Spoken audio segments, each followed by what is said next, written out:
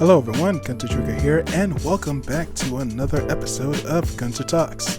No, seriously. Alright, so we are back in business for the most part. Trying to make sure the schedule for me doing these podcasts and doing episodes of YouTube stuff is somewhat trying to get back on track, but for the most part, it's kind of got its ups and downs. Brain definitely is trying to figure out how to organize all that efficiently. But other than that, I feel like I have a decent bearing on what I need to do. But other than that, I think most of that stuff that held me back was contributed to one specific game that I've been playing for the past couple of weeks, and that would happen to be Genshin Impact, which is going to be one of the main big points of this episode. Not just Genshin Impact itself, but the type of game Genshin Impact is, which is a gacha game. So before we get into the Genshin side of the story, let's go to the gacha side and share my brief history on that particular gaming type of genre. I haven't played a lot of gacha games. I did play a couple on mobile. I believe, I think Brave Frontier was my very first mobile gacha game, and I think first mobile phone game, I think. As far as like for the Android smartphone. And I think that was a decent game for a bit, and then I started to grow out of it. And then after that, it was Love Life. And Love Life was definitely a gacha game because it definitely had those elements of me just trying to get the best girls to do the best performing idol stuff, and I would just go. I was mainly free to play. I don't think I spent any money on it. I think maybe at least once for like a certain pack. I don't remember, but I know for that I haven't spent like very little money on, because for one, I don't have that much money to go into these types of games, and two, it's just I wasn't really into, for the most part anyway, trying to get everything in everyone. I was just seeing what I can get and making the most of that. And Love Life was, I think, one of the few longest gacha games I've ever played. And it was fun. It was a nice little rhythm game. I think I played it somewhat harder than most people because I mainly played with my thumbs, not my most of my fingers. Because the way my fingers are, they kind of articulate weirdly to where I can't really do certain presses as fast as I want to, for the most part.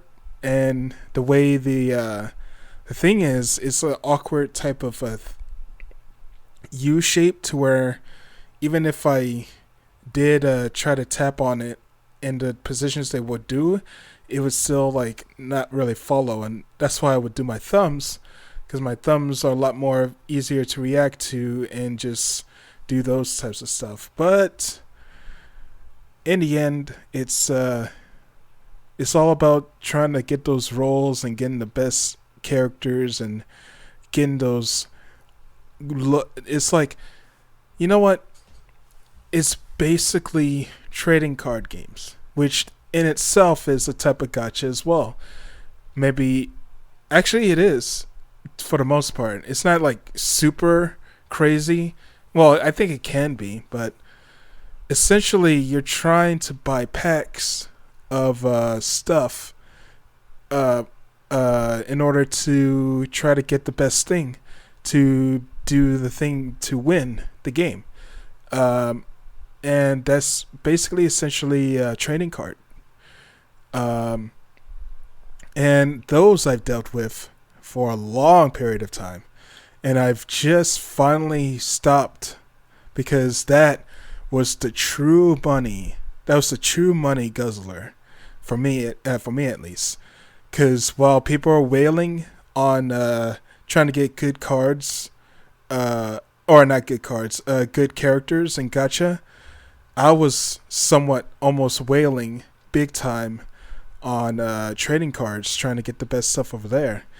And yeah, that that had to stop like for a long time. That actually really had to stop, and I'm glad I was able to like try to prioritize what to spend my money on. Cause I'm spending it all on fast food. Hey, I'm fat. Well, yeah, but yeah, still trying to prioritize my money into better things, and yeah. As far as gacha games concerned, they are money grubbing because for the most, from the main reason because they're free, and you would people would say, "Hey, free game, we could do whatever we want."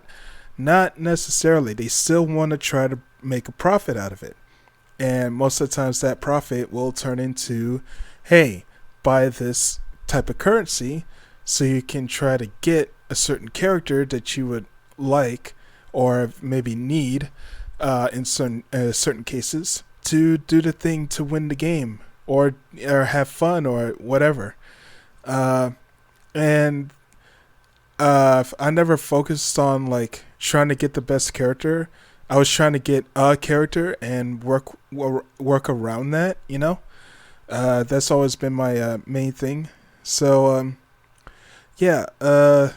And that's usually the type of mentality was known as free-to-play players, where they just play the game and just duke it out until they either get bored of it or they'll eventually hanker down and put a little bit of money in it, and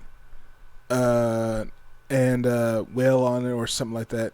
But for the most part, free-to-play players usually don't want to spend any money on it at all, as far as like trying to whale and get characters and stuff. Now, this comes to the before I get into Genshin, I think there's one other gacha game that no, I don't think it counts. I don't think Apex Legends counts. It does have loot type elements in it where you can. It's basically a roll of the dice of what to get out of a pack to get like gear and stuff. But for the most part, you kind of it's not like you're not like trying to buy to get all the crazy expensive gear and stuff, the legendary skins. Well, at least for me, because most of the legendary skins there is not really appealing, and usually the epic slash rare skins are just good enough. And yeah, I haven't played Apex in a good bit. I just recently played a couple of days ago, and the rest was there definitely, because most of my time went into Genshin Impact. Now, for those of you who somehow don't know, Genshin Impact is the newest hotness of gacha games and games in general for being Zelda Breath of the Wild type clone slash I don't know successor blah blah, I can't speak, or something along those lines. It's basically a Breath of the Wild, I would say inspired to be appropriate, made by a Chinese developer, and it's a really beautiful game. It has really nice visuals. Its story is pretty good. Excuse me. The story is pretty good, and it's very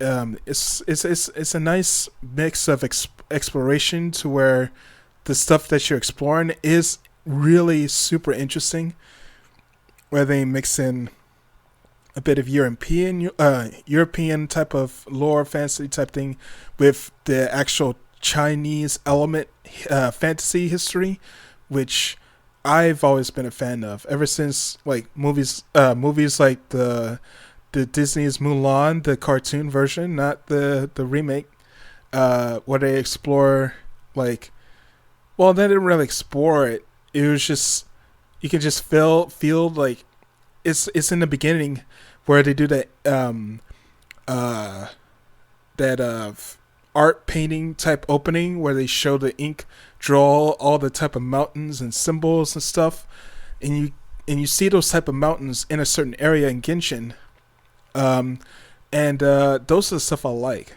I like exploring the map. I like finding new puzzles.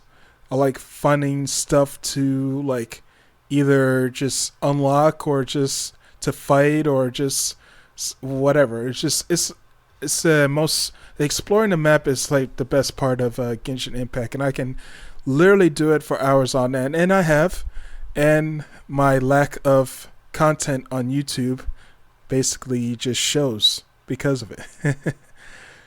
But the gacha side of Genshin Impact has made people really, really just show, I guess people who are somewhat first time gacha players, because like most of the gacha players know about gacha life, and people who are coming into this brand new mostly have not played gacha games at all, or know about how crazy or just whale grubbing it can be.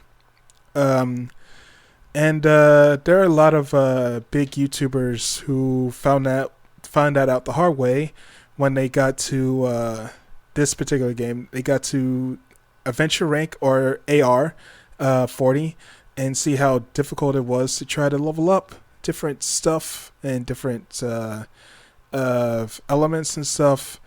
And it was mostly not a good time for those type of people.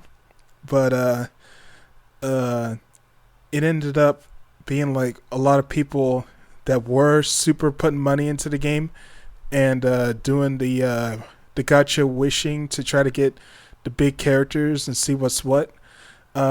They went back to free to play and really just slowly just grinded to like at a slow pace, and people are showing like how crazy the rates are and how eventually it'll get you back to try to put more money into the game and stuff like that. And yeah, the thing about that whole thing is, yes, I would think most gachas are gonna put in that type of element in whatever they put in.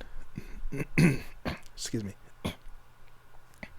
They're gonna put that type of element in whatever game they put in, and it's because having a free to play type of game, like I said earlier, they definitely want to try to get some money.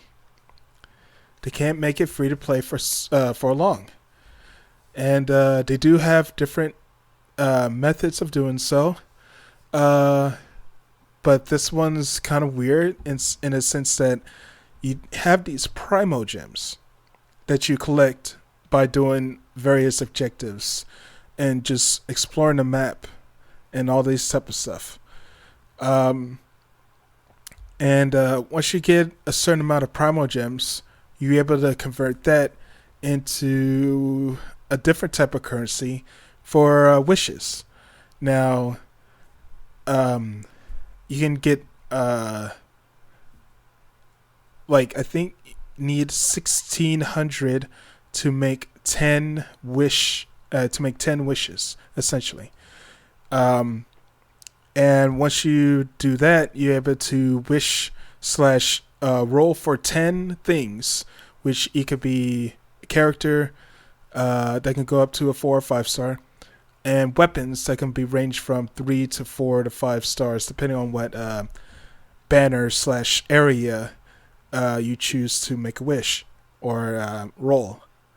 Um, and and if you don't have enough primo gems to convert into the wishes, then they'll go back and say, hey, why don't you convert, if you have this currency, why don't you trade this currency and make that into primo gems, and so on and so forth. And they're like, oh no, why don't you go over to the store and buy this currency so you can make that currency into primo gems, which is a different currency, to make into wishes, which is a form of currency in itself. And it's like, this is way too many layers to say, hey, why don't you just say, like, you don't have to you don't have primo gems, just go straight into the store. I don't know why they had to go to an extra layer of saying that of going for a 1-to-1 type of conversion rate into this particular currency, and it's weird. It's super weird, and I honestly don't get it. But nonetheless, that's how they kind of want you to do it if you're a guy or a person who wants to just go and have these types of characters that are insanely busted right out the gate, and you want to go and keep rolling to level them up faster or make them stronger and stuff like that. And they just want to do it like now, and they're kind of impatient or stuff. And it's just people just dumping money into this. And most of the time it's for content creation purposes, to see like how the rates are and stuff like that. And people like putting $500 or more into this game just to like see what would happen, and see if that's even worth it. And most of the time, for putting that much money into something like this is usually never really worth it. It's way too much money to be put into a game like this. They also have a thing which I excuse me, I'm currently done, is they have a thing for 5 sorry, hold on. Okay. So they would have these what was it? I kind of lost my train of thought after drinking water. They would have these oh geez, I literally forgot what I was gonna say. Wow, that was terrible. But anyway, so the thing I'm doing, I just remembered. They have this thing where it's a type of login type thing where you log in every day for 30 days, and they give you, and as you log in, they give you promo gems for logging in. And after doing that, you can also accumulate rank level up bonuses for your character. You can also rank up type of special ore that you can use to level up weapons, and more importantly, it'll just level up promo gems for you. And you can get up to, I want to say, 400 something, 400 to 500 promo gems if you just consistently log in for 30 days. And that's just to just log in and do the thing. And that's only for $4.99, about $5, and with tax. And that's honestly not bad. And for those of you who do want to put money into this, since if you want to like support, if you want to find your way of supporting like the exploration of the game and the characters and stuff like that, then I just honestly would like to say, just put in that $5 and you'll eventually just rack up the primo gems to where you can save it and wait till you see a character on a particular like banner or area that you will want to get, and just dumping it all on that to see if you can get it, or you can just wait, or it's basically just save up to see what you can get. Um, so I'm currently at a adventure rank 28, which is not bad, but not good either. I still have a long way to go to like truly like be where people say where the tough stuff happens. That's at adventure rank 40. Um, I still need to do the. I just finished a prologue, and there's some other story elements that I need to do. But yeah, I just mainly am focusing on exploring the world and seeing what I can unlock and seeing what monsters I can try to destroy with certain team compositions. And the team that I'm currently using, my main team, is Razor, Fischl, Xingling, and Noel. That is my team of choice for like doing particular boss battles because of the thunder element mixed in with a bit of fire to get that overload, plus Noel's shield and her big defensive like buff to amplify her attack when she goes into the elemental burst. I like that element. And plus Razor is a lot of fun just because how crazy damage he can dish out once you put the right stuff on him. And then there's another team I recently got, which is I got Chongyong. Excuse me, Chongyong, Kaching. I think Shane Kui. I forgot. He's a one-handed sword user that uses water, and they also got Barbara. So this is a different type of team that I chose to do, mainly just to see what would happen. And the team works surprisingly well. I like the fact that even though I'm using the Hydro stat boost, which kind of rarely I think comes into play, I believe I have to check, but the focus is on Chongyong putting out that ice area to have Kaching and the water sword user get crowd damage to amplify their elemental ability to where you can freeze / superconduct and do all these awesome things. And I like the combo of using the water guy's ultimate and make it to where he can shoot out water spikes or water spears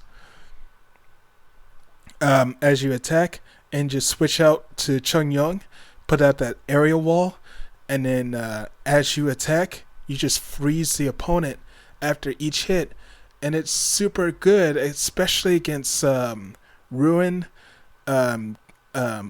Goliath type creatures where you just freeze in place and you just wail on them with Chongyong, who can get big damage just off of just like wailing on the dude. It's so nice.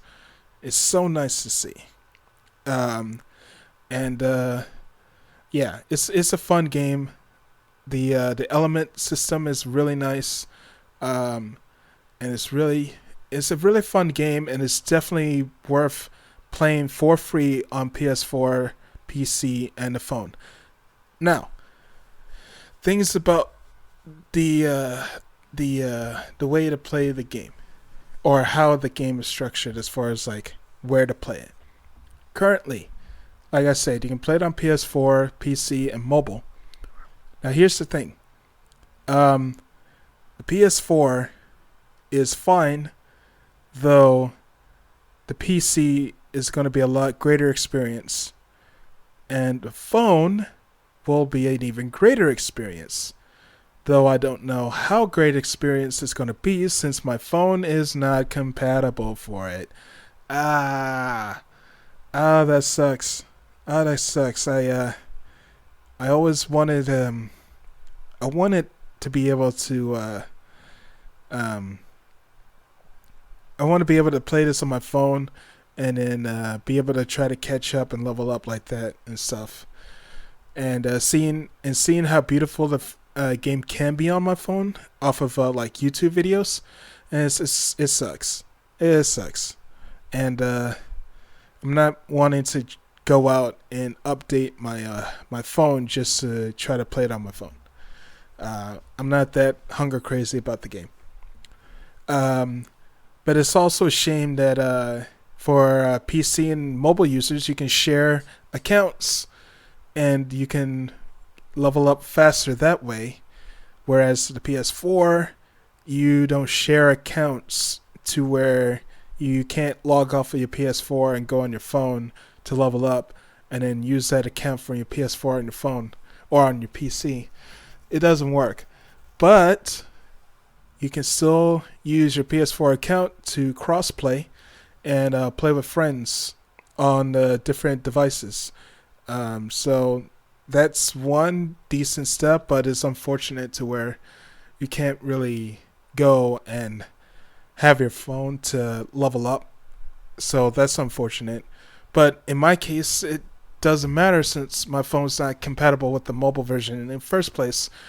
Sad times, sad times. But I'm still having fun. I'm exploring the game at my own pace, and it is really fun. I spent very little money on it, and I'm having a very fun time with it.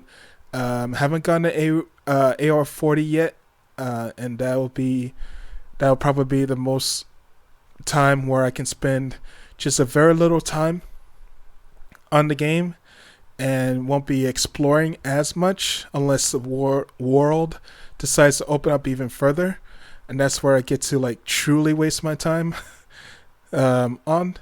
Because again, exploring the world is the best part of the game, to me at least. Just exploring the world, seeing what they make, and seeing how to unlock the puzzles, traversing different areas to see what the scenery looks like. Again, there's so much crazy stuff that happens in this game as far as like trying to explore and seeing what environments look like, and it's just awesome. And I really do want to see more of the exploration of the game and see how far I can take it, because we see 2 nations so far, and I want to say if the game opens up more, we can see the other, I believe, 5 possible ones. So yeah, I'm very excited.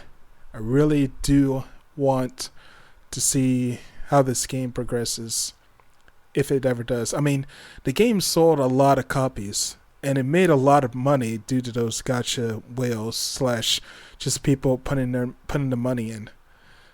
But yeah, it's a fun game. I highly recommend it. Just recommend it as a free to play, and just going at your own pace. And the controls are gonna be weird at first, but eventually you'll get the hang of it.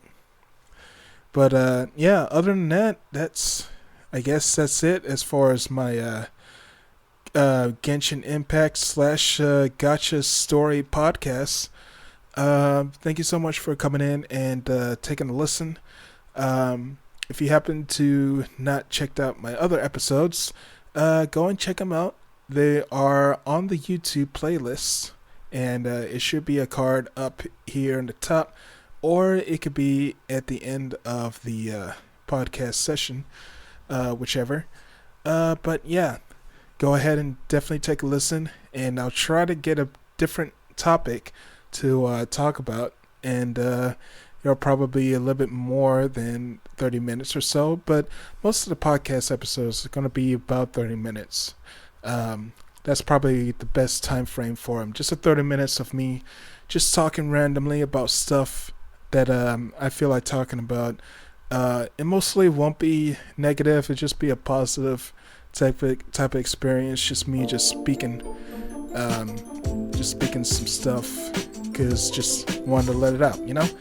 But anyways, I should just end this episode before I ramble on into nonsense like I usually do. So again, thank you guys so much for checking out the episode, and I hope to see you guys next time. Take care, guys.